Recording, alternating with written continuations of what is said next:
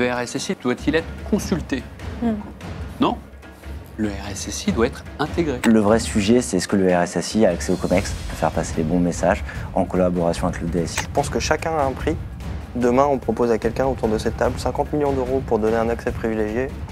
Peut-être qu'on sera amené à se poser la question. La sécurité arrive et bloque tout, parce que l'IT a pensé qu'on pouvait aller dans le cloud. Et que la sécurité dit non, c'est pas possible. Il y a beaucoup de RSSI qui n'arrivent pas à faire le shift entre je suis IT versus qu'est-ce que ça amène vraiment au business. Donc si le fait d'intégrer le RSSI, c'est un prétexte pour les équipes informatiques en disant bon, on s'en fiche, le type va régler les problèmes en fin de chaîne, ça marche pas.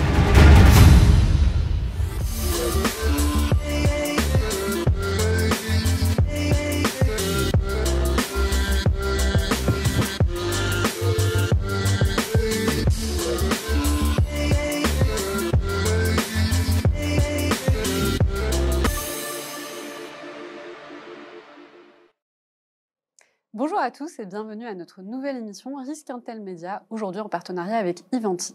On va parler de la thématique suivante, RSSI versus DSI, la grande confrontation ou la grande collaboration. Vous avez dû d'ailleurs pour plusieurs voir qu'on a eu 2 communications cette fois-ci pour cette émission. Vous avez été nombreux à commenter, à nous envoyer des messages, justement parce que vous souhaitez échanger avec nous, mais également échanger avec les différents experts qui sont avec nous aujourd'hui. Et d'ailleurs, je vais leur donner la parole pour qu'ils puissent se présenter et je vais commencer par Luc Sabot. Merci Yasmine de me laisser en premier lieu la présentation de moi-même. Donc, je suis le directeur France d'Ivanti. Je travaille dans cette société depuis plus de 15 ans autour d'expériences cumulées dans la production informatique pour accompagner nos clients. Ivanti, c'est une société internationale, leader dans un certain nombre de domaines, 4 en référence, la gestion des terminaux sécurisés, un terminal, un poste de travail, un équipement de mobilité, des actifs en termes d'IoT. Un autre pilier sur lequel on est reconnu, la gestion des services IT, tout ce qui accompagne la production informatique en termes de run pour pouvoir gérer le changement, l'évolution, la transformation du SI, les ticketing, les incidents, les demandes.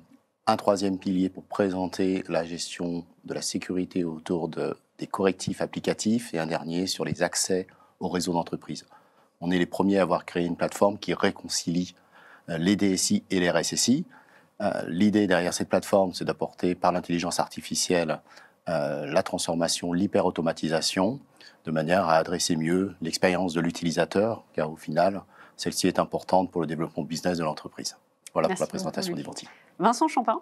Bonjour, Vincent Champin, je suis au comité exécutif du groupe Framatome. Alors, Framatome, c'est un leader mondial des composants nucléaires et des services nucléaires, mais aussi des solutions digitales et cybersécurité. Et au comité exécutif de Framatome, je m'occupe de 3 sujets, le développement de nos solutions digitales, la digitalisation, c'est-à-dire augmenter la performance de l'entreprise avec du digital, et l'informatique et la cybersécurité dirigée par Julien. Merci. Cédric Voisin. Bonjour à tous, ravi de reparticiper à une émission avec toi Yasmine, ça va faire 4 ans depuis la dernière. Pour ceux qui avaient pas eu l'occasion de la regarder, donc je suis Cédric Voisin. Moi, je vais être le schizophrène de la table ronde, je pense, parce que j'occupe aujourd'hui 2 fonctions chez Doctolib. D'un côté, j'ai cette casquette de RSSI, de l'autre, cette casquette de DSI. Une autre dont on parlera peut-être, qui est la production de toutes les plateformes qu'on livre à nos équipes. Mais voilà, j'espère pouvoir amener un œil un peu différent. Benoît Moreau. Bonjour Yasmine, bonjour à tous. Donc, Benoît Moreau, je suis directeur cyber de Ariane Group depuis maintenant déjà 3 mois. Auparavant, j'étais chez un autre industriel de la défense. Donc, on a une continuité dans des gros enjeux de besoins en sécurité et en même temps des gros enjeux d'accompagnement des nouveaux usages et de la perf associée à la digitalisation et donc 2 univers qui se rencontrent et qui doivent vivre ensemble. Merci. Julien Drano. Bonjour, donc Julien Drano, le RSSI du groupe Framatome, donc avec Vincent Champin ici présent, et donc en charge de la protection du groupe. Et Vincent a présenté nos activités dans le nucléaire. Et Fatima Joubar. Et du coup, Fatima, je suis RSSI du groupe Accor, donc le groupe hôtelier qui a environ 5500 hôtels, environ 40 marques et un environnement assez complexe. Voilà. Merci pour ces présentations et puis merci surtout d'être avec nous aujourd'hui. Je vais commencer forcément par de l'actualité récente et je vais parler de ce qui s'est passé avec Free. Je pense que vous ne l'avez pas manqué, personne ne l'a manqué. Donc pour rappeler, Free a été piraté en octobre et le pirate a accédé notamment via l'OpenVPN d'un salarié avant de s'infiltrer dans le SI. Donc La réponse de Free est assez étonnante puisqu'ils ont fait le choix, à la suite de cette fuite de données, de supprimer le télétravail pour les collaborateurs. La première question est de savoir un peu si pour vous, c'est une décision qui vous semble cohérente. Est-ce que c'était la faute du VPN, des télétravailleurs, du protocole de sécurité? Et puis surtout, j'aimerais avoir votre avis car il me semble que justement la mise en place de choses comme l'OpenVPN fait travailler autant la DSI que les RSSI. Voilà, donc, je vous laisse la parole. Je pense que quand on a une crise, la question qu'il faut se poser, c'est quelles sont les causes racines. Et en général, dans une crise cyber, des causes racines, il y en a plusieurs. Il y a des vulnérabilités techniques ou dans les processus. Il va y avoir un attaquant qui va chercher à s'emparer de secrets ou faire des dommages. Et puis, il va y avoir aussi la réaction de l'entreprise. C'est vrai que quand on regarde Free, alors probablement que le télétravail a introduit des faiblesses dans les processus, mais on voit qu'il y a d'autres sujets à voir. Alors, il se trouve que on est presque tous concernés, puisque toutes les personnes qui à un moment ont une offre chez Free ont eu leur nom et leur IBAN qui ont été fuités. La première réaction qui était de mentionner uniquement les données nominatives et de ne pas indiquer qu'il y avait un IBAN, ça n'a rien à voir avec le télétravail. Donc je pense que probablement resserrer les processus, c'est une bonne idée. Centrer sur celui entre les mains duquel le problème explose, ça peut être un peu limité comme approche. Ouais, je vais rebondir et sûrement que Benoît là, à ma gauche aura une autre position, enfin avec les activités fortement défense vis-à-vis du télétravail. Mais si on se rappelle, pour Free déjà, je crois a priori c'est une menace de l'intérieur. C'est pas que lié au télétravail, donc ça c'est la vraie menace de l'intérieur, c'est comment on la gère, c'est un premier point. Et si on revient en 2020, quand on a eu le Covid, certaines grandes organisations, on a tous activé massivement le télétravail parce qu'on n'avait pas non plus le choix. Enfin, et on a ouvert les VPN. Et en 2020, pour certains grands groupes, il n'y a pas eu une augmentation d'attaques sur les entrées.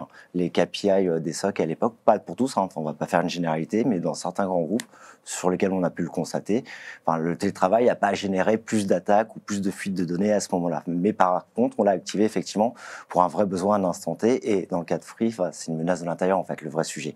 Donc la root cause, comme précisait Vincent, c'est la vraie analyse qu'on doit faire, en fait. Alors, je suis désolé, mais je ne vais pas te contredire. Alors, est-ce que est-ce que Free a raison de couper le télétravail? Oui, complètement. Juste dans la façon dont il était implémenté. Parce que, voilà, s'il y a une vulnérabilité, il faut le couper.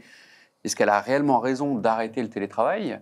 Est-ce que l'entreprise a fait l'analyse du risque un peu global pour son entreprise, à savoir les conséquences RH, les capacités à recruter, la fidélisation? Et voilà, donc je pense que c'est une analyse de risque instantanée qui est faite sur une menace. Sur la réaction. Sur de la réaction, peut-être trop à chaud, et qu'il va falloir la contextualiser, comme tu le dis, dans quelque chose d'un peu plus global dans les usages actuels. Peut-être que c'est une opportunité aussi, un peu comme d'autres acteurs ou compagnies utilisent ce besoin de ramener les collaborateurs au bureau de manière à réduire leur masse salariale. Donc c'est peut-être utiliser une situation. Effectivement, j'en ai entendu parler, j'ai vu pas mal d'articles qui posaient cette question, de savoir si réellement, parce que Free a utilisé cette opportunité, donc cette attaque pour arrêter le télétravail, mais il y a beaucoup d'entreprises qui sont aujourd'hui en train de revenir sur le télétravail en mettant en avant soit un manque de productivité, soit une augmentation de problématiques de sécurité. Amazon en fait partie, puisqu'à partir de janvier, il demande à tous les collaborateurs de revenir sur site. Ce qui est intéressant avec Free, c'est qu'il demande à tous les collaborateurs qui ne sont pas développeurs. Donc les développeurs restent à distance. Ce qui pose aussi la question de savoir effectivement, est-ce qu'il y a une volonté de baisser la masse salariale, parce qu'au final, le business de Free, de Amazon passe quand même par l'ensemble de leur marketplace, donc par leurs développeurs. Voilà, ça pose vraiment la question. J'avais vu une statistique qui disait que 87% des collaborateurs aujourd'hui seraient prêts à changer d'employeur si on leur interdisait le télétravail, pour dire à quel point c'est rentré dans nos habitudes. Et faire du dégraissage en complexifiant l'environnement de travail de la personne. En général, les premiers que tu perds, c'est les bons qui savent retrouver ailleurs. Bien sûr. Tu gardes ceux qui ne trouvent rien. C'est les talents qu'on perd. C'est ça. En Cali, c'est pas... Je ne sais pas s'il faut l'aborder comme ça, cette question, en fait. Parce qu'on la pose un peu de manière biaisée. Il y a une partie sur laquelle je suis d'accord, la menace interne, c'est une question d'éthique. Et je pense que chacun a un prix. Demain, on propose à quelqu'un autour de cette table 50 millions d'euros pour donner un accès privilégié. Peut-être qu'on sera amené à se poser la question. Donc, cette question de l'éthique, il faut la traiter à un moment. Si on ne sait pas la traiter, il y a des moyens technologiques de la traiter, et enlever le télétravail ou enlever le VPN, ce n'est pas une bonne solution. Dans tous les cas, vous serez toujours vulnérable à cette problématique de à quel prix on va vous acheter. Ça, c'est un premier truc, je pense. Et plus largement, il y a aussi des sujets d'entreprise étendus. Ouais. C'est-à-dire que si on supprime le télétravail, on supprime l'externalisation de ces femmes de ménage, on supprime l'externalisation de ces centres d'appel, Si on ne le fait pas, on va avoir des gens qui travaillent pour l'entreprise, qui ont accès à des systèmes et qui sont à l'extérieur.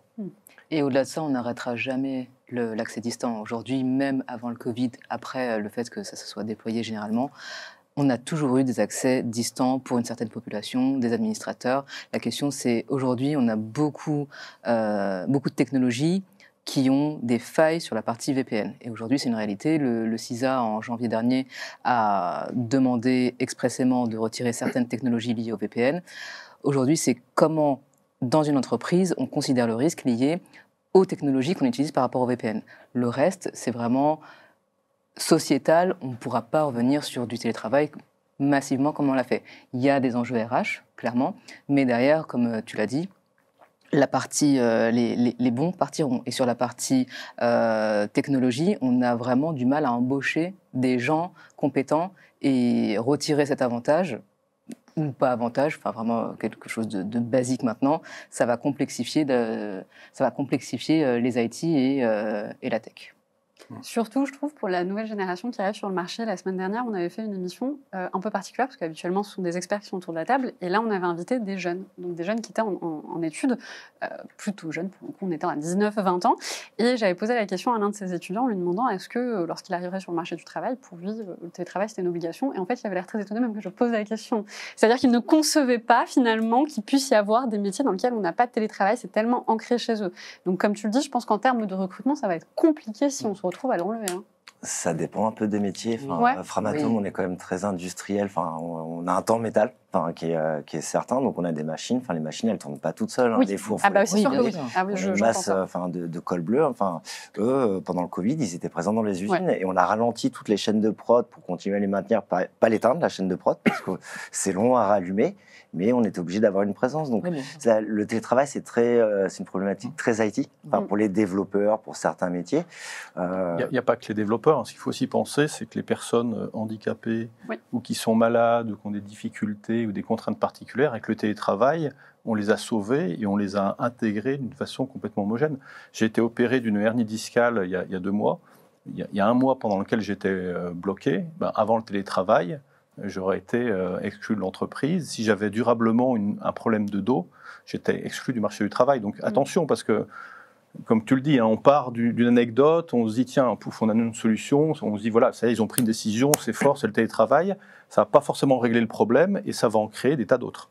Et finalement, dans l'approche globale, c'est l'inversion des tendances, dans le sens où, et si on se dit maintenant le télétravail, c'est mandatory, RSSI et DSI, comment on fait ensemble pour l'offrir? C'est ce que tu disais, Cédric, comment on fait pour... C'est mandatory, comment on fait pour l'offrir dans les bonnes conditions de sécurité? Et on l'a fait pendant le Covid. Alors, on l'a fait rapidement. Ouais, je ne dirais pas que ça a été bien fait pour toutes les entreprises. Tout le monde n'a pas... Mais il n'y a pas eu beaucoup plus non plus d'impact. Bon, après, il y avait d'autres sujets. Mais voilà, ça c'est typiquement le moment où on se dit, où le RSSI n'a pas le droit de dire non au télétravail. Si l'entreprise dit le télétravail devient un enjeu du groupe, voilà. Et c'est là où RSSI et DSI, main dans la main, on se dit ok, c'est mandatory. Comment on fait pour l'offrir dans des conditions acceptables, à la fois de sécurité et puis aussi pour l'employé, qu'il n'ait pas 73 000 de trucs à rentrer, que ça ne tombe pas en panne, qu'il ne soit pas obligé de revenir tous les matins quand même. Si le sujet n'est pas le télétravail pour ce débat que l'on a, il est important de considérer qu'il n'est pas full en termes de journée pour les employeurs. Il est partiel, ce télétravail, de manière à garder un lien, parce que les plus jeunes qui rentrent aujourd'hui sur le marché ont besoin de garder le lien social qu'on a nous connu quand on était plus jeune et dont on savait le profit que ça a de pouvoir créer avec nos collègues cette ambiance, cette idée de ce pourquoi on va au travail aussi, qui n'est pas que l'intérêt à l'entreprise, qui est aussi celui du lien social. En plus, technologiquement, finalement, le télétravail, c'est pas une vraie question, c'est pas une nouveauté. C'est-à-dire apporter beaucoup de choses. Pourquoi? Parce que finalement, le télétravail, c'est juste des gens qui vont travailler à distance du bureau de chez eux. Mais aujourd'hui, notre population qui travaillait toujours loin du bureau, c'était tous nos VIP, tous nos cadres qui sont en mobilité, qui avaient besoin d'accéder. Alors, on bricolait, ils n'étaient pas forcément hyper sécurisés. Donc finalement, traiter la sécurité pour tous a aussi pas mal permis de resécuriser la mobilité de tous nos gens qui se déplacent. Alors avant, vas-y. Ouais, je vais appuyer sur Benoît et il a raison. En fait, le risque, il n'a pas changé. En fait, enfin, on avait déjà des populations de nomades, enfin, surtout les commerciaux qui se déployaient à travers le monde. Enfin, elle a toujours existé cette population. Elle a toujours été accrochée à l'entreprise à distance. Et le risque, enfin, il n'a pas évolué en tant que tel. Il s'est toujours matérialisé de la même façon. C'est le nombre d'utilisateurs de la solution qui a implosé suite au Covid et à cette généralisation du télétravail. Mais le risque, il a toujours été le même en tant que tel.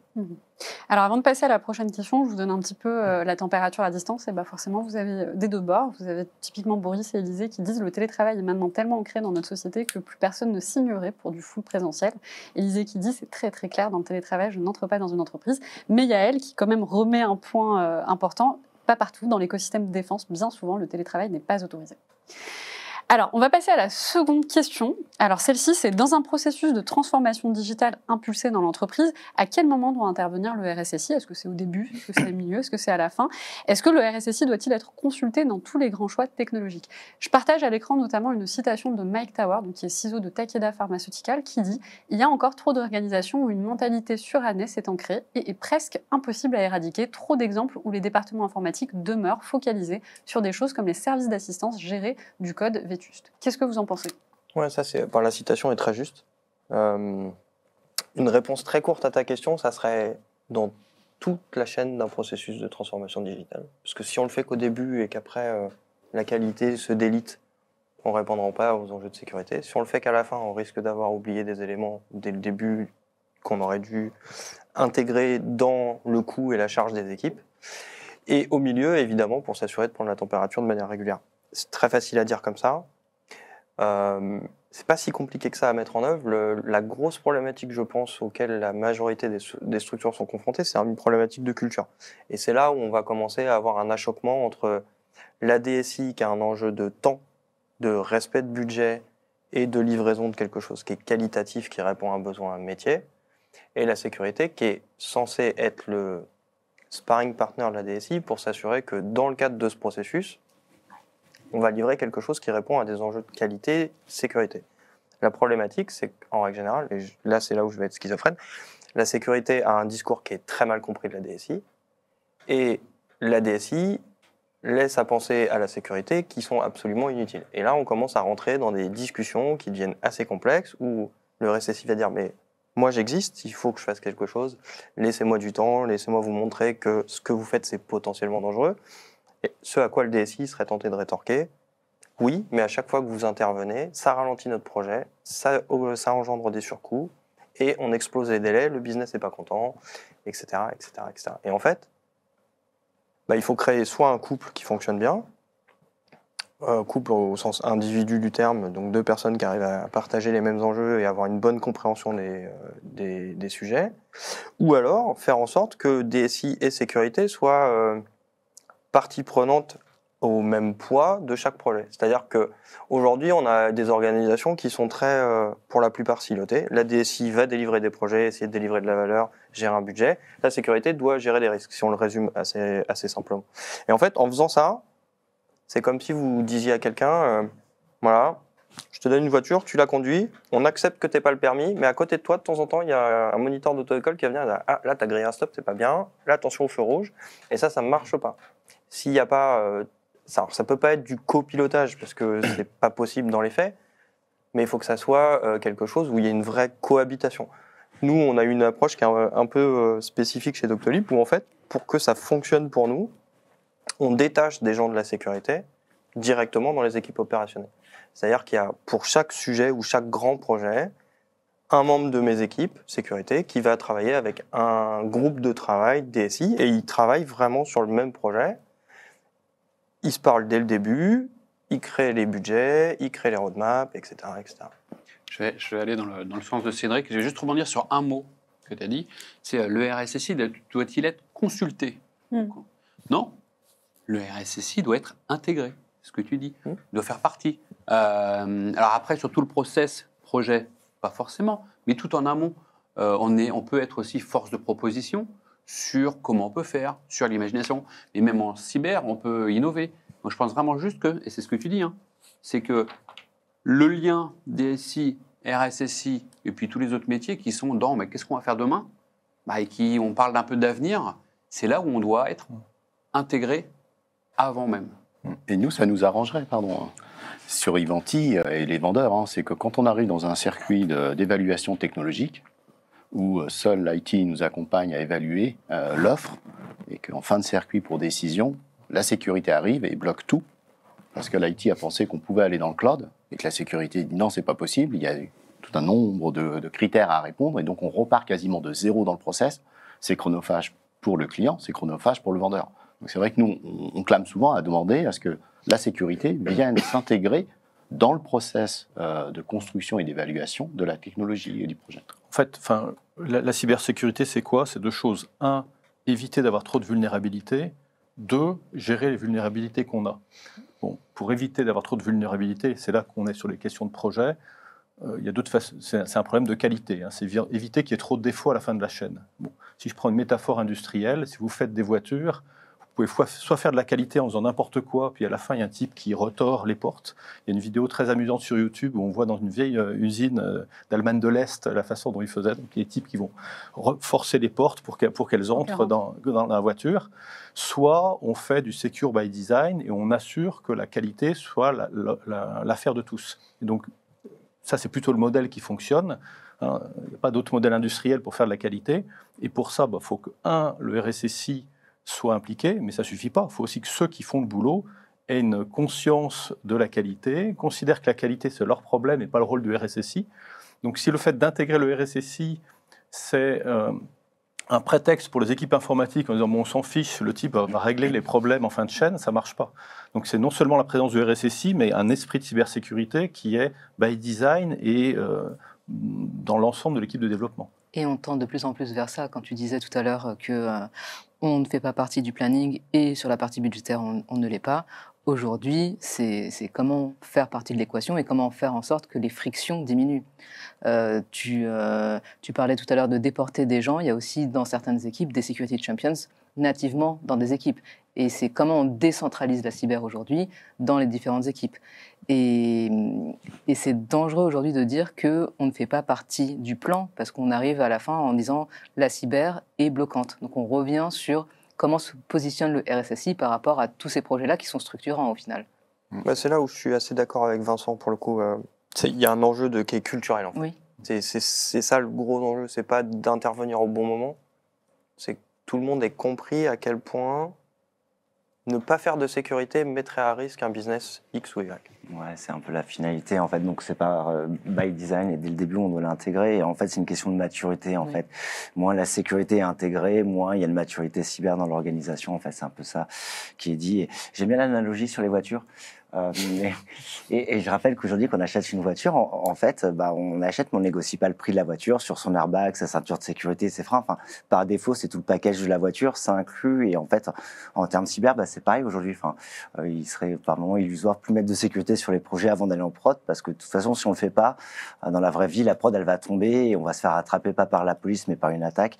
Donc c'est by design et c'est un business enabler. Enfin, il y a un côté darwiniste aujourd'hui si on n'écoute plus la cyber. Enfin, c'est pas si on n'écoute plus, mais si on l'intègre pas, voilà, les projets auront des problèmes de performance, de qualité. Si j'étais provoque, je te dirais que si on faisait tous les choses bien, on n'aurait pas à patcher des logiciels. Donc il y a encore des gens qui livrent des voitures sans airbag et sans ceinture de sécurité. Alors, à distance, ça a vraiment ouvert des conversations. Le public est vraiment d'accord sur ça, donc je vais vous lire juste quelques commentaires. Donc Didier qui dit « Je partage à 100% cette vision et c'est d'autant plus compliqué pour un RSSI s'il n'y a pas cette communication. » Fabien qui dit « Le RSSI doit être présent et consulté au début de tout en majuscule, projet IT en relation avec la DSI. » Et Yves qui justement rebondissait sur ce que vous disiez, d'où l'importance effectivement du security by design. Donc on a un public qui est plutôt effectivement convaincu.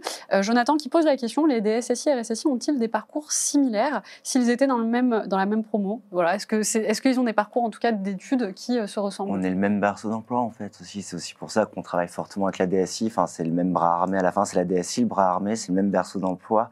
Et à la question, on n'a pas rebondi dessus, mais est-ce que le RSSI doit être consulté dans tous les choix technologiques? C'est pas la question est-ce qu'on est consulté, c'est comment on va accompagner toutes les transformations et comment on va sécuriser et protéger toutes les transformations. Donc c'est pas vis-à-vis du choix de la techno derrière, du projet, mais c'est comment on va l'accompagner. Et dans la vie d'un projet, il y a toutes les phases de design, tous les jalons. dont à un moment la sécurité ou pas. Enfin, on peut aller tirer un peu plus loin. On va aussi regarder à un moment les données GDPR ou pas. Est-ce qu'il y a de la donnée personnelle dans le projet? S'il y a de la donnée personnelle, c'est comment on va la traiter, comment on va la sécuriser. Donc c'est comment on accompagne. Et comment simplifier le process? Aujourd'hui, excuse-moi, nous, on est en train de faire en sorte d'avoir un calculateur de risque pour dire, ton projet, s'il y a de la donnée personnelle, il est dans telle catégorie, donc tu dois plus ou moins mesurer tel risque et tel risque, et comment on les accompagne, comment on est des facilitateurs de compréhension du risque pour dire, OK, potentiellement, j'amène un risque. Donc on ne peut pas traiter tous les projets de la même manière. Mais pour rebondir sur la question, puis je pense qu'il y a des jeunes qui nous écoutent, alors ça nous concerne beaucoup parce qu'on recrute beaucoup, on cherche à recruter des femmes. Vraiment, en IT et en RSSI, il y a deux profils. RSSI, vous avez les profils qui sont plutôt process. Donc eux, ils vont être plutôt sur l'humain, l'application de l'ISO, mais moins fort techniquement. Et dans les entreprises qui ne sont pas très technologiques, ça peut tout à fait faire le job. Et puis vous en avez qui sont plus connaisseurs de la technologie, de la technique. Et donc ceux-là, et dans les DSI, c'est la même chose. Il y a des DSI qui ont fait des écoles de commerce, qui n'ont pas de formation, qui n'ont pas jamais écrit une ligne de code de leur vie.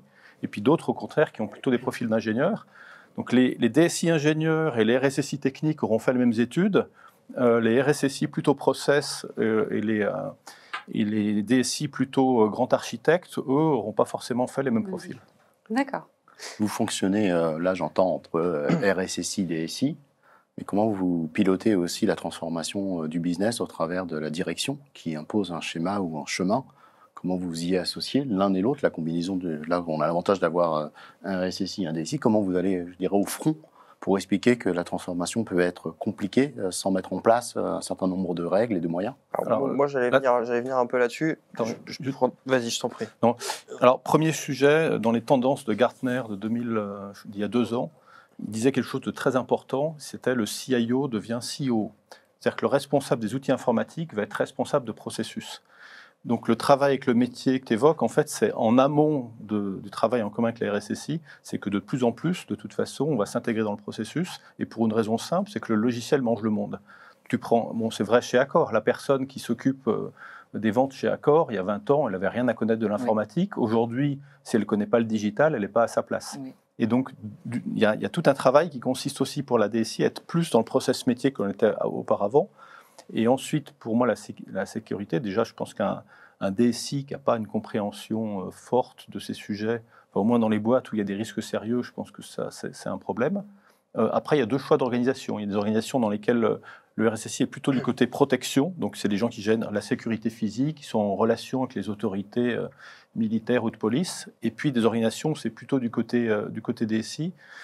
Je laisserai Julien s'exprimer. Moi, je considère que pour régler des problèmes techniques, c'est quand même mieux d'être dans une équipe ensemble. Le risque, à ce moment-là, c'est d'être jugé parti. Donc là, il faut le faire avec des personnes qui restent suffisamment exigeantes pour que même si on est dans la même équipe, on n'ait pas trop de complaisance qui s'installe, sinon au bout d'un moment, on fait de la mauvaise sécurité. Cette question de juger parti, je l'ai effectivement vue dans les commentaires. C'était l'un des retours qu'on a pu avoir. Julien, tu voulais rajouter quelque chose ou c'était Cédric?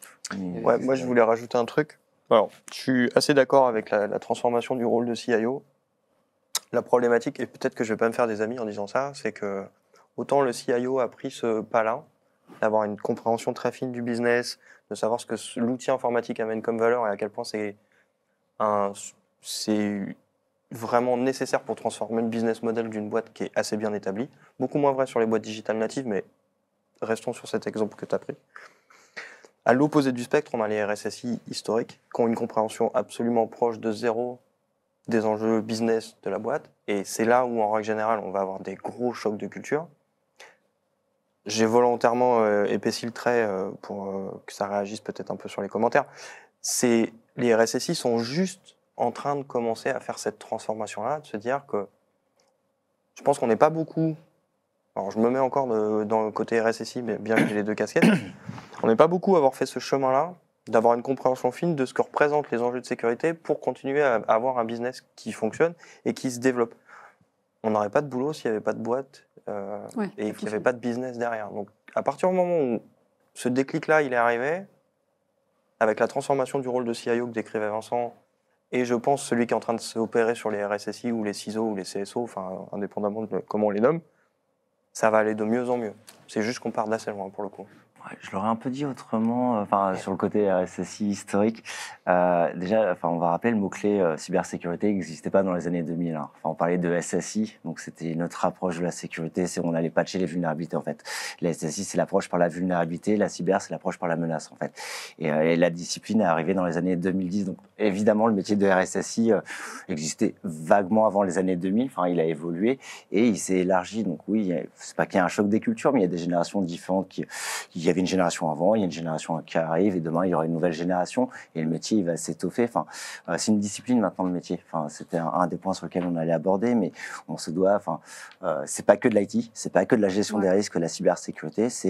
Moi j'aime bien le NIST, j'en parle assez souvent, mais c'est couvrir les 6 fonctions du NIST. C'est l'identification, la protection, la détection, la résilience, la réponse incident et la gouvernance. Et le RSSI, il doit faire 360 degrés d'activité pour protéger un métier et un business. Ça c'est vrai. Mais il y a une question d'évolution du poste aussi. La notion de RSSI, de CISO, elle est arrivée en 95, dans les années 2000. Mais au début, c'était très IT, c'était on protège la machine. Ensuite, la vulnérabilité, la machine, les assets IT. Et ensuite, là, depuis quelques temps, on change de paradigme en disant la cyber, c'est un risque business aussi. Et aujourd'hui, il y a beaucoup de RSSI qui n'arrivent pas à faire le shift entre je suis IT, je gère du matériel IT et je fais en sorte que la data / les machines soient sécurisées, la partie très tech, versus qu'est-ce que ça amène vraiment au business. Et c'est là où la place ou le duo est parfois compliqué à se mettre en place. Je suis complètement d'accord. Et alors, ça rejoint ce que tu disais, Vincent. Aujourd'hui, la cyber, c'est devenu un métier. Un métier support, finalement, de l'ensemble des autres business de la boîte, un peu comme les RH, mais qui, finalement, a des besoins de projets, d'outils, et qui coûtent cher. Et aujourd'hui, si on le met dans la DSI, finalement, que ça tombe dans le budget de la DSI, que c'est transparent, c'est que la DSI coûte trop cher. Et la DSI, parfois, elle a du mal à défendre son budget cyber, puisque c'est elle qui défend le budget global de la DSI. Le fait de faire de la cyber un métier avec son budget, avec son coût, c'est que l'arbitrage, il n'est plus au niveau du DSI, au niveau de l'Exco, en disant, dans les projets métiers, on a une nouvelle appli RH, on a un nouveau ça, puis on a le budget cyber. Vous, membres de l'Exco, au regard des risques métiers, des enjeux, à quel niveau on le met par rapport aux autres métiers. Et c'est important d'en faire un métier pour qu'on arrive à avoir des arbitrages d'intention, parce que finalement, c'est le seul arbitrage qu'on peut attendre d'un Exco, c'est est-ce qu'on investit ou pas dedans. Et aider le DSI aussi, finalement, à porter ces enjeux, qui souvent aimerait en faire plus, mais on lui dit, non, mais t'es trop cher. Et là, il doit faire des arbitrages tout seul, et on lui oblige à faire les projets métiers. Donc, il faut le métier de la cyber qui soit clairement identifié, pour que les arbitrages ne soient rendus par les porteurs de décision. Et Benoît, tu as raison, en 2025, ce sera 13,6% du budget qui est alloué au budget de l'IT. C'était en 2020, 8,2%. Donc, la proportion de la cybersécurité prend en valeur, alors que les budgets sont assez il sort d'où, 13 ouais. 2020-2025. Oui, non, mais il arrive. Alors, justement, comme on est en train de parler des budgets, je vais avancer un petit peu, justement, comme on parle des budgets, parce que c'est une question que je comptais justement vous poser. Donc, je partage à l'écran certaines informations. Donc, en 2025, le budget de la cybersécurité doit être calculé comme un pourcentage du budget IT. Donc, c'est une question. Est-ce qu'il doit continuer à être calculé comme un pourcentage du budget IT, ou est-ce qu'il faudrait avoir un budget peut-être à lui tout seul? Je ne sais pas. D'autant plus qu'en fait, je pense que vous le savez bien, on a des vrais impacts en fait suite à des cyberattaques qui jouent. Donc là, je partageais justement à l'écran. On voit quand même que les coûts liés à une cyberattaque sont quand même très très importantes pour les entreprises. Donc ça, c'est un rapport de IBM. D'autre part, sur une étude de Comparitech de 2024, on montre bien qu'il y a une baisse en fait sur les marchés boursiers en termes de réputation pour les entreprises. Et puis après, il y avait une petite information que je trouve assez pertinente, c'est que les gens semblaient, en tout cas quand il y avait des fuites de données, plus choqués, beaucoup plus craintifs quand ce sont des adresses mail que quand ce sont des numéros de sécurité sociale. Or, c'est beaucoup plus simple de faire fuiter des adresses mail, c'est la majorité de nos fuites de données, je pense, avant d'arriver à des choses comme des IBAN qu'on a pu voir avec Free. Donc, qu'est-ce que vous pensez de cette question du budget, puisqu'on en parlait? Est-ce que, en 2025, on devrait maintenir le budget de la cyber dans le budget IT? Alors, sur le budget, j'ai été financier dans le passé. Un bon budget, en fait, vous faites en sorte que quel que soit le domaine, la valeur marginale de l'euro en plus est la même. Donc, si vous avez un bon budget, une gouvernance budget efficace, c'est ce que vous faites. Et si vous êtes dans cette situation-là, peu importe où vous mettez l'enveloppe, c'est-à-dire que vous êtes très rigoureux. Si vous avez un budget qui est fait, une version plutôt, on donne à chacun une enveloppe, chacun se débrouille, effectivement, on a un risque de sous-investir dans l'IT en disant ça coûte cher, donc on bloque, là où on va laisser filer d'autres dépenses. Et donc par rapport à ça, c'est toujours utile d'avoir des benchmarks. Alors le benchmark en pourcentage du chiffre d'affaires pour l'IT, il n'a pas beaucoup de sens. Hein.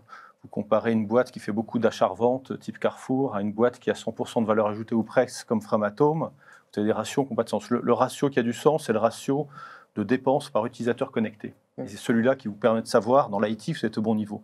Et puis effectivement, par rapport à ça, avoir un pourcentage pour savoir si on est à peu près dans la bonne zone, c'est utile.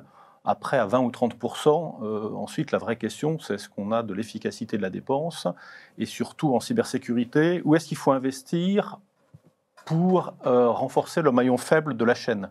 Et il y a beaucoup de cas où on surinvestit dans les applications technologiques et on sous-investit dans la culture. Dans l'humain? Je vais donner un exemple. Beaucoup d'entreprises industrielles, vous allez visiter avec le PDG une usine, il y a un type qui ne porte pas ses gants, il va se faire rappeler à l'ordre. Vous venez le lendemain, il n'a toujours pas ses gants, ça va être plus ferme. Vous revenez une troisième fois, il n'a toujours pas ses gants, il va se faire virer. Bon, maintenant, imaginez une entreprise dans laquelle il y a un salarié qui, 3 fois de suite, échoue au test de phishing. Qu'est-ce qui va lui arriver? Et donc, dans une entreprise où on tolérerait une réponse faible au test de phishing, ce n'est pas forcément sur les solutions techniques qu'il faut mettre l'argent, mais c'est plutôt plus sur les comportements. D'accord.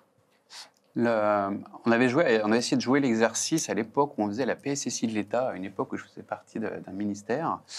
Et la première question, c'est finalement, c'est quoi le budget de la cyber?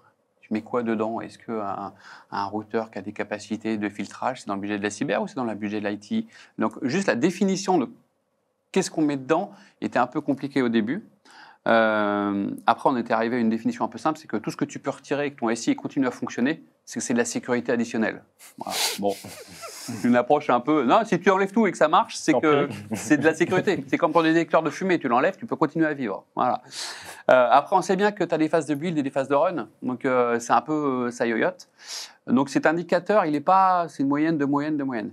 Par contre, le budget, à la fois financier et RH, donne un indicateur sur ce que j'appelle la conformité capacitaire. On fait beaucoup de la conformité réglementaire, technique. Est-ce qu'à un instant donné, vous avez bien tout à jour, vous avez bien les bons équipements et tu peux te faire aider par un prestat qui va venir tout mettre à jour. Si dans les 3 années suivantes, tu n'as pas les investissements pour le maintenir, c'est mort. Tu vas redescendre très vite au niveau de sécurité.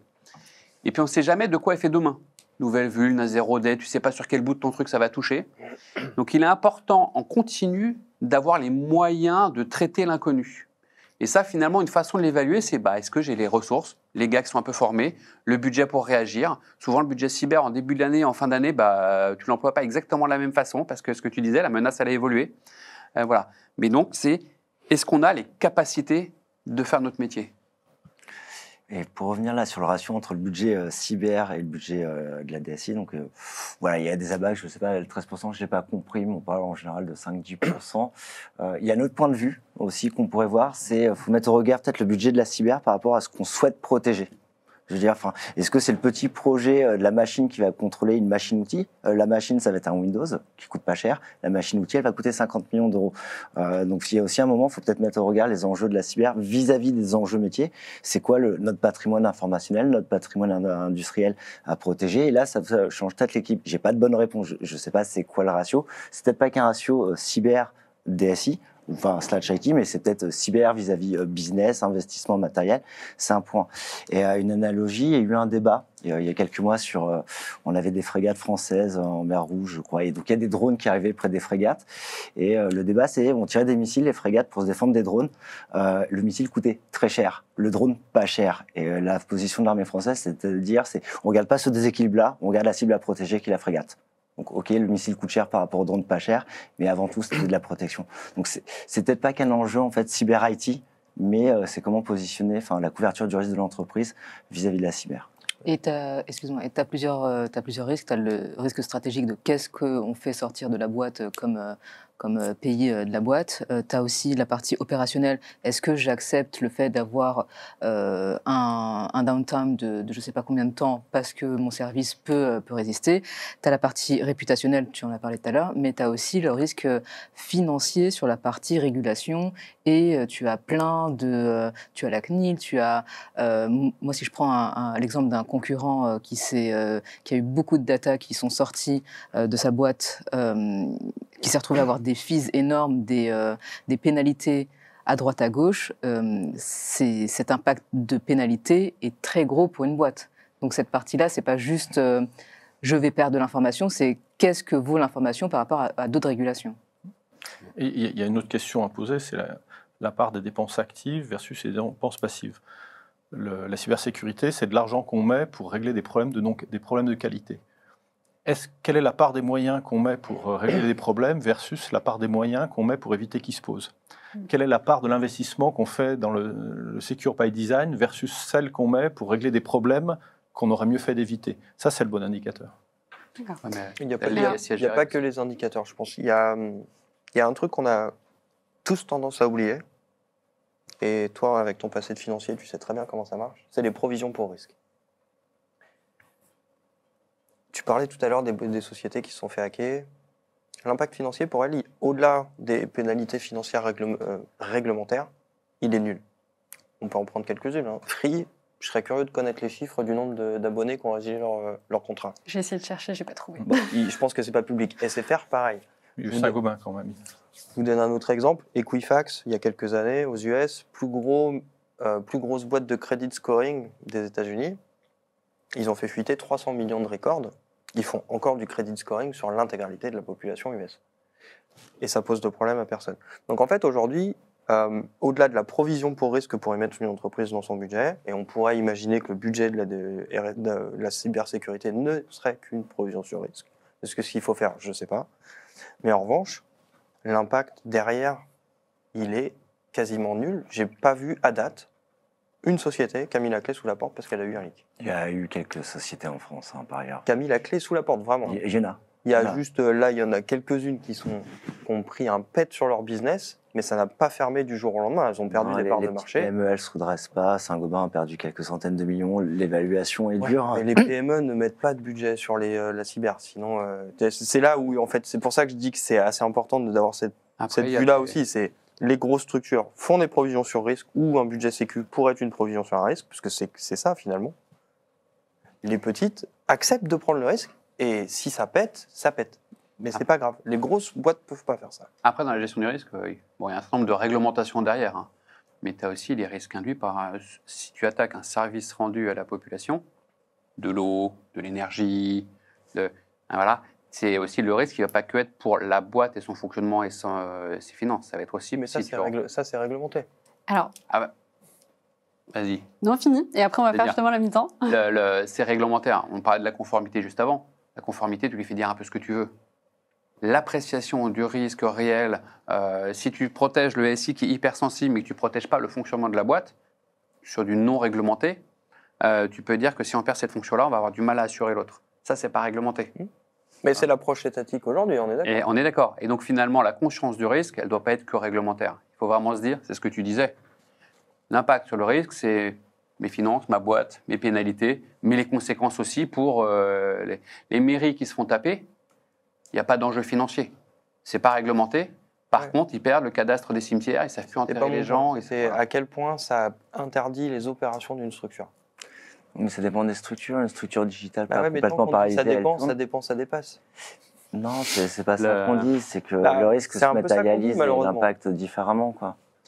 En fait, l'impact d'une problématique cyber, c'est toujours la même chose. Ça a un coût pour les structures qui ne l'ont pas prévu, vraiment. Ça a des enjeux sur les opérations, ça peut les disrupter complètement, et ça peut amener à carrément arrêter le business. Ça, c'est vrai pour n'importe quelle entreprise. Vraiment. Et donc, si à chaque fois on dit ça dépend, ça ne peut pas marcher. La résultante du risque, elle est identique quel que soit le business. Tu auras un coût, des problèmes sur tes opérations et potentiellement un arrêt complet de ton business. Et donc, une perte financière conséquente. Et c'est indépendant de l'industrie, vraiment. Il y a C'est rigolo, c'est qu'il y a ce sujet sur la BITD, sur le niveau de maturité cyber de la supply chain, des fournisseurs. Et en fait, il y a deux approches un peu différentes. Il y a nous, industriels, où on a besoin de nos fournisseurs, et on va dire on a un monofournisseur qui fournit un boulon, par exemple. Et on se dit, si lui ne fournit plus de boulon, nous, on ne peut plus produire, donc on a un impact chez nous. Voilà. Donc, il faudrait qu'on augmente il faudrait qu'il ne meure pas d'un incident cyber, ou alors il faut qu'on en ait un deuxième qui nous fournisse le boulon. Et c'est là où il y a deux grandes approches différentes. Une approche un peu étatique qui dit l'intégralité des fournisseurs doivent avoir un bon niveau cyber parce que il faut qu'ils survivent tous, mais ça veut dire qu'ils vont investir et que donc le boulon va être plus cher pour nous. Puis il y a une approche plutôt plus égoïste qui veut dire mais en fait finalement moi ce qui m'intéresse c'est d'avoir le boulon. Donc ça rejoint ce que tu dis sur l'impact derrière pour chaque entreprise, même pour vis-à-vis des tiers. Nous on peut gérer l'impact sur le tiers qui va avoir des conséquences chez nous, quoi. Alors pour ceux justement à distance qui nous ont rejoints peut-être avec quelques minutes de retard, on vous a préparé les 3 grands messages à retenir de cette première partie d'émission. Donc le premier message, c'est technologiquement le télétravail n'est pas une nouveauté, il y a toujours eu du travail à distance avec cadre en mobilité par exemple. Le RSSI doit-il être consulté? Non, il doit être intégré. De plus, la security by design doit être intégrée par tous les professionnels IT et cyber. Ce ne doit pas être que de l'inquiétude des RSSI. Et le troisième point, les RSSI sont parfois en retard par rapport aux DSI dans la compréhension fine des enjeux business de leur entreprise. De leur côté, les DSI conçoivent de plus en plus la cyber comme un risque. Voilà pour cette première partie. Donc, on va avancer. Je rebondis notamment sur un commentaire qui a été fait dans le chat et qui correspond justement à une de mes questions. Donc, la personne disait « Le RSSI, it's not the bad guy, not the good guy, it's the guy ». Donc, j'aimerais bien justement parler de cette image qu'on a du RSSI, parfois critiquée comme des freins en business. Est-ce que c'est justifié et comment changer ce stéréotype et encourager justement une meilleure collaboration entre la DSI et la RSSI? Le sujet, il est assez classique en fait. On peut l'avoir avec toutes les fonctions support. Le juriste, ça peut aussi être le good ou le bad guy, le financier, le good ou le bad guy. Donc, quand on est dans une fonction support comme ça qui peut bloquer, je pense qu'il y a différents contextes. C'est-à-dire que dans une entreprise très financiarisée, où les gens comprennent vraiment les métriques, c'est plus facile d'être financé que dans une entreprise où les gens savent dépenser, mais pas forcément tenir leur PNL. Et puis, il y a aussi une façon de faire son job. C'est-à-dire qu'effectivement, pour moi, et c'est ce que tu disais, l'objectif ultime de la cybersécurité, c'est pas de maximiser la dépense de cyber, c'est pas de réduire à zéro les vulnérabilités, c'est d'assurer que dans la cartographie des risques, la cybersécurité soit plus en rouge et que dans la chaîne des risques, le maillon faible ne soit plus du côté de l'informatique. Voilà. Et donc pour faire ça, il faut le faire d'une façon où on travaille avec les métiers. Alors après, la difficulté, c'est ce que j'évoquais tout à l'heure, c'est que le logiciel mange le monde. Donc de plus en plus de choses sont digitales. Et la difficulté du RSSI, c'est de les confronter à des personnes qui sont responsables d'un métier, mais en fait qui ne comprennent pas une partie de leur métier, toute la partie qui est devenue digitale. Et beaucoup des confrontations, elles sont liées d'une incompréhension de la personne responsable du process, des contraintes ou du coût des contraintes qu'il devrait intégrer s'il comprenait parfaitement la façon dont fonctionne sa machine. Pour faire évoluer les choses, oui, c'est plus écouter. Enfin, les RSI, ils prennent le temps d'écouter les métiers pour vraiment comprendre les enjeux, c'est ce que tu disais. Et je pense aussi que dans tous les modules de formation RSSI ou d'ailleurs métier support, il va y avoir un module de communication. Il y a un devoir d'expliciter ce que c'est que notre métier, les enjeux, les risques, les menaces, et que si on le fait, c'est pas juste pour embêter le monde. C'est parce qu'on a envie qu'ensemble, la boîte, elle aille le plus loin possible de façon sécurisée. Mais ce volet de communication, il est hyper important. Et on peut parler alors du micro-sujet technique de la boîte, mais il faut parler aussi des enjeux, de la menace en cours, des presque incidents. Tous les RSSI qui ont failli mourir parce qu'il y a eu un presque incident. Ici, c'est bon, on l'a. Mais qui n'en parle pas. Il faut le dire au board. Il faut dire, vous savez quoi, on n'est pas passé loin. On a eu de la chance, donc on a réussi à rattraper, mais on n'est pas passé loin. On est exposé. Et tous ensemble, on doit le traiter. Et il y a un sujet notamment vers les utilisateurs. On parlait des campagnes de phishing. Tous y cliquent. Enfin, on a forcément au moins 10% qui cliquent et tout ça. C'est pas grave, c'est des humains, ils sont faillibles. Par contre, ça permet de dire aux utilisateurs, nous sommes, nous, humains, faillibles, tous ensemble. Donc, on met en place des mesures de sécurité. Donc, il ne faut pas les contourner. Ça augmente drastiquement l'acceptabilité des contraintes cyber et c'est un outil de com. Voilà. C'est pour embarquer tout le monde dans le sujet. que pas très drôle. C'est la sécurité, c'est pas qui est-ce que ça amuse d'aller changer sa pile 9 volts de son détecteur de fumée. Non. Mais voilà, c'est pas très drôle, on comprend pourquoi on le fait, et on embarque les gens. Et on a vraiment gagné en cyber quand finalement c'est les métiers qui viennent nous voir et qui expriment l'exigence avant même qu'on ait eu le temps de la dire. Mais je pense que le partage de l'univers, le vie ma vie, favorise en effet l'empathie et la confiance de ce pourquoi la sécurité essaye au quotidien, non pas de mettre des freins au business, mais de sécuriser ce business pour l'entreprise. Ça, c'est une question de posture, donc ça dépend de notre approche en termes de cyber. Est-ce qu'on est dogmatique, on applique les référentiels, on a plutôt une posture défensive, ou est-ce qu'on est pragmatique, on accompagne le business? Et la réponse, elle est simple, hein, il faut être pragmatique parce que de toute façon, comme tu disais, si on met trop de sécurité, si on est tout le temps de façon dogmatique, les métiers vont nous contourner et on aura perdu parce que le métier va chercher à avancer, va chercher à faire du business et trouver une solution courte. Donc autant qu'on trouve la solution ensemble pour les accompagner plutôt que de se faire contourner. Et dans la communication, tu as raison. Moi, j'aime bien considérer que dans un groupe de 20 000 salariés, ce qui est le cas de Framatome, j'ai 20 000 capteurs de sécurité. J'ai 20 000 humains qui peuvent nous remonter de l'information et j'ai 20 000 capteurs humains de renseignement. Et in fine, avec une belle communication, une belle sensibilisation, par capillarité, ça nous remonte instantanément. Alors ma prochaine question est de savoir, est-ce que le rapport DSI-RSSI est-il le même dans les entreprises cloud natives, digital natives? Je peux peut-être commencer sur celle-là, pour le coup. Avec lequel? Avec le RSSI? Bon, avec les deux. Tous les deux. Avec les deux. Tu as dit que tu étais T'as pas pris tes deux petits panneaux. Je veux savoir lequel En parle. fait, je vais faire les deux en un. Ça va être assez simple comme ça. C'est absolument pas les mêmes approches parce que c'est pas les mêmes enjeux. On en parlait avant le début de l'émission.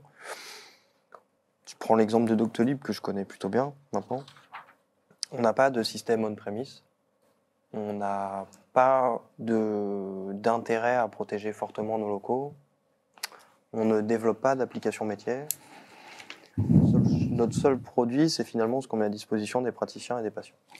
Donc notre seul enjeu, en tant que structure, c'est ça. Ce que ça représente pour la DSI, c'est que la DSI chez Doctolib, c'est une fonction assez peu représentée dans les populations. C'est assez petit. Et son seul rôle, c'est d'amener du matériel et de préparer les connexions, pour le faire simplement, à tout le panel d'applicatifs SaaS qu'on a choisi. Et ça va se résumer à ça. Donc c'est assez facile. En revanche, pour le RSSI, c'est un petit peu plus complexe. Pas parce qu'on n'a pas grand-chose à gérer, mais parce que les risques sont complètement différents. Nous, on a beaucoup plus de risques composites que de risques très faciles à identifier. Si je reprends l'exemple de tout à l'heure, la supply chain, pour nous, c'est un risque énorme, notamment dans le cadre de notre activité de développement de logiciels. On utilise énormément de librairies pour produire le code. Ça, c'est quelque chose dont il faut qu'on s'occupe. C'est lourd, c'est coûteux. Nos utilisateurs, enfin nos collaborateurs ne le voient pas, et puis ils le vivent très bien. On a évidemment aussi des problématiques de phishing, on a pas mal de trucs. En revanche, on a eu une approche qui est assez différente des structures classiques, je dirais, qui n'ont pas la même empreinte cloud que nous. Alors nous, on est vraiment à l'opposé du spectre. 99,99999% de notre système d'information ne nous appartient pas, si on le dit comme ça. Là où, pour les boîtes du CAC, c'est plutôt 10% qui a été cloudifié, 20% pour celles qui ont fait des très gros progrès. L'enjeu de la DSI là-dessus, il est assez simple, c'est d'accompagner bien le business sur le choix de ses solutions, de s'assurer que ça répond aux quelques exigences qu'on aura posées. Et après, l'enjeu de la sécurité, c'est de faire attention à ce que tout ça, ça vive bien, ça cohabite bien, et que nos utilisateurs, en fait, on leur impose. On n'a pas de posture imposée à nos utilisateurs. Ça peut paraître un peu délirant ou ça va faire sauter les gens de leur fauteuil. Moi, aujourd'hui, je me fiche du comportement de mon utilisateur parce qu'en fait, on a essayé de construire quelque chose qui est, alors j'aime bien dire ça, qui est idiot-proof. On est parti du principe qu'on n'avait que des idiots qui comprendraient jamais rien à la sécurité ni aux technologies. Et donc, du coup, on s'est dit, si on prend ça comme postulat, est-ce qu'on va pas construire quelque chose qui est un peu plus smart que si on essayait de tous leur expliquer à quel point le métier de Cédric sur sa casquette de RSSI, c'est un truc qui est complexe et il faut avoir une bonne compréhension de tous les enjeux technologiques, que la DSI fait ça, que des développeurs font ça.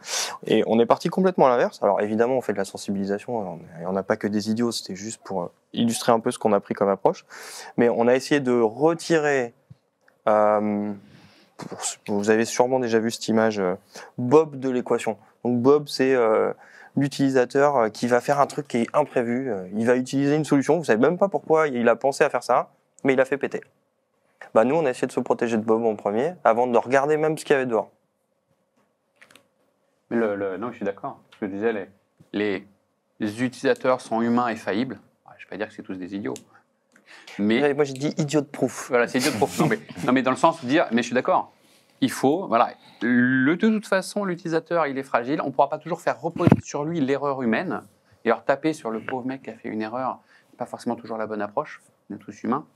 S'il l'a fait 3 fois d'affilée, alors là, on peut revenir le voir quand même. Mais, et dire, prendre un postulat de base, comme pour le télétravail, ok, l'utilisateur, il est faillible. Oui, les RH vont cliquer sur des PDF. C'est leur boulot en même temps. Donc, partir du postulat, l'utilisateur, il est faillible, qu'est-ce qu'on lui propose? Ce que tu disais, effectivement, sur l'erreur, hein, l'erreur, elle existe. Effectivement, la cybersécurité, elle est là pour corriger des erreurs. Et comme tu le disais, on a le droit à l'erreur. En revanche, ceux qui commencent à en faire un métier, il faut s'en méfier. Puisqu'on était sur les entreprises cloud native, il y a vraiment pour moi 3 différences entre une entreprise cloud native et une entreprise historique. Dans l'entreprise cloud native, il y aura un meilleur alignement sur la valeur et l'intérêt de l'IT comme cœur du moteur. Je pense que le PDG de Doctolib n'a aucun doute sur le fait que son site web doit marcher. Deuxième point, la part dans la structure de coût de l'IT sera beaucoup plus importante. Je ne sais pas quel pourcentage ça représente chez Doctolib, mais c'est très significatif. Et troisième point, puisque tu es de chez Ariane, il n'y a pas de legacy. Et le legacy, c'est toujours en fait, c'est régler les problèmes de ceux qui nous ont précédés. Donc personne n'a envie de gérer du legacy, mais il y a des entreprises dans lesquelles on est obligé de faire avec. Et il y a une part significative de nos moyens qui sont liés au legacy. Et quand tu peux construire en neuf avec des choses qui ont des paradigmes de sécurité de 2020, c'est pas la même chose que quand tu dois maintenir des millions de lignes de code Fortran qui datent en 40 ans. Et voilà. tu as l'obligation contractuelle de le garder. Voilà. C'est vrai que nous, on voit dans les entreprises cloud natives qu'elles sont sujets à de l'automatisation, d'avoir une visibilité en temps réel de ce qui se passe, pouvoir manager et gérer d'une manière proactive tout dysfonctionnement. Parce que la sensibilité, elle est très forte du fait du cœur du métier. Alors, on arrive à la fin de cette émission, donc j'ai une dernière question avant de mettre fin. En termes d'organigramme, est-ce que le RSSI doit-il toujours être attaché au DSI? Cela dépend-il de la structure ou du secteur d'activité? Quels sont les avantages et les inconvénients de ce type de rattachement? Moi, je vous laisse... Moi, j'ai déjà répondu au début sur le fait d'en faire un métier qui porte ces enjeux, qui peut aller faire arbitrer conjointement avec le DSI. Il y a les 2 options principales, c'est de mettre sous la sécurité et protection d'un côté, puis l'IT de l'autre. Je pense que ça va dépendre de la maturité technologique. Plus on a une maturité où on pense que les risques sont les risques de police, plus on va mettre les cybersécurités de ce côté-là. Plus on pense que c'est du côté de la technologie, plus on va le mettre de l'autre côté.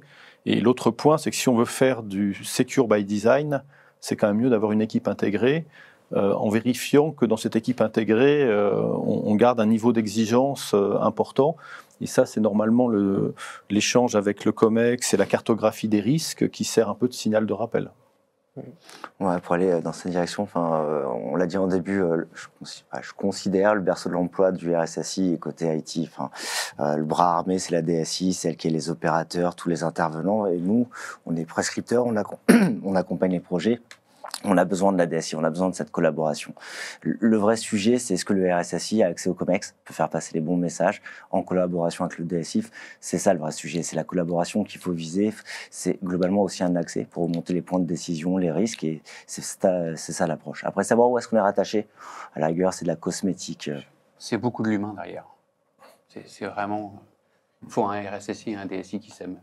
Ouais, il n'y a pas que de l'humain. Si vraiment on prend la question du rattachement, il y a une appétence au risque de la structure. Et je rejoins plutôt ton point. On pourrait imaginer qu'un DSI et un RSSI sont au COMEX tous les deux. En théorie, ils ne sont pas censés porter la même portion de risque. Moi, ça dénote d'une certaine maturité des entreprises qui ont identifié que le risque technologique était très important pour elles d'un point de vue business. En France, c'est très rare. Moi, je ne suis pas au COMEX en tant que RSSI. C'est pas pour autant qu'on fait pas les trucs bien. Et effectivement, tu as raison. À partir du moment où tu as un accès assez privilégié plutôt au board qu'au COMEX d'ailleurs, hein, parce que Ouais. c'est là où les grosses décisions structurantes sur l'avenir peuvent être prises, y compris sur des impacts COMEX, mais les deux sont très bien. Il y a d'autres structures, c'est assez vrai aux États-Unis pour le coup, où je pense que là-dessus ils ont une belle avance sur nous, et c'est quelque chose peut-être qu'on verra en France. Le RSSI là-bas, il est pénalement responsable. Et donc du coup, quand vous mettez pénalement responsable quelqu'un, au même titre qu'un représentant légal d'une structure, le poids dans la structure, il est tout de suite très différent. Et puis les gens se battent moins pour être son chef. Exactement. Donc peut-être que c'est ce vers quoi il faudrait qu'on aille. En tout cas, sur ce sujet-là vraiment particulier, il n'y a pas de bonne réponse. S'il y a une très bonne entente entre DSI, RSSI et les autres fonctions business, ça devrait bien marcher. S'il y a une forte appétence au risque de la part du comité de direction et du board sur le risque cyber, probablement qu'on va avoir quelqu'un très proche du COMEX ou au COMEX. Et puis, si c'est juste plutôt un risque qui est porté, comme tu le disais, sur la partie juste technologique, auquel cas, c'est plutôt le CIO ou le DSI qu'on va représenter. Parfait. Eh bien, écoutez, merci beaucoup pour vos réponses. On arrive à la fin de cette émission. Donc, merci aux experts d'avoir répondu à mes questions. Merci également au public qui nous a suivis. Vous avez beaucoup commenté, interagi entre vous, également interagi avec nous.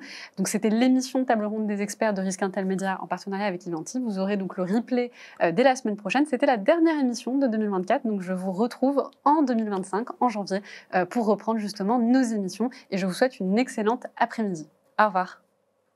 Merci.